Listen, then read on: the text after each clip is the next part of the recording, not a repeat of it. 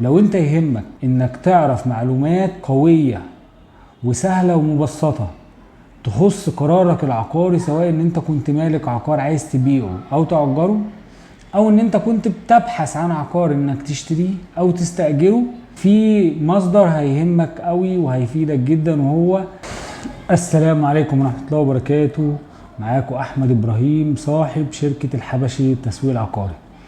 النهاردة انا بتشرف بان انا طالع اول فيديو صوت وصورة اتكلم علشان حاجتين مهمين جدا، وكلامي موجه رقم 1 للمشتركين قناة عقار لي، ورقم 2 لكل حد بيشوفني.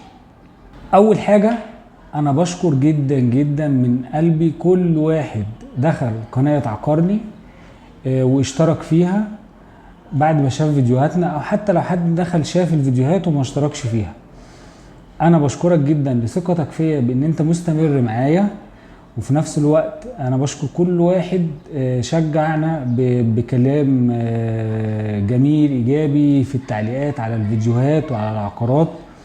الكلام ده على فكرة يا جماعة بيفرق معايا نفسيا جدا جدا، لما حد يقول لي ما شاء الله تصوير جميل، ممتاز ان انت وضحت لنا كل تفاصيل العقار وهكذا، انا ببسط قوي. فاول حاجة انا جاي اشكر كل المشتركين معايا على قناة عقار لي. في جزء منهم اتصل بيا كان بيستفسر عن عقارات، وفي جزء انا قابلته، وفي جزء تاني او المعظم كان بيكتفي بان هو يشاهد، وده الطبيعي طبعا، كان بيستفيد معلومات. فسواء انت اتصلت او ما اتصلتش انا بشكرك جدا، سواء ان انت كنت مشترك معانا في القناة او لا، فانا بشكركم جدا جدا. دي اول حاجة. تاني حاجة، لو انت يهمك انك تعرف معلومات قوية وسهلة ومبسطة تخص قرارك العقاري، سواء ان انت كنت مالك عقار عايز تبيعه او تأجره، او ان انت كنت بتبحث عن عقار انك تشتريه او تستأجره، في مصدر هيهمك قوي وهيفيدك جدا، وهو موقع ايجيبت ادفايزر، وكذلك قناة يوتيوب ايجيبت ادفايزر. انا هناك بقدم معلومات بشكل مبسط ومعلومات مهمة جدا، وبطلع فيها فيديو زي ما انتم شايفيني كده. وقناة عقار لي هنا انا بكتفي بس بان انا بظهر الفيديوهات. لحد دلوقتي انا بصور الفيديوهات للعقارات فقط.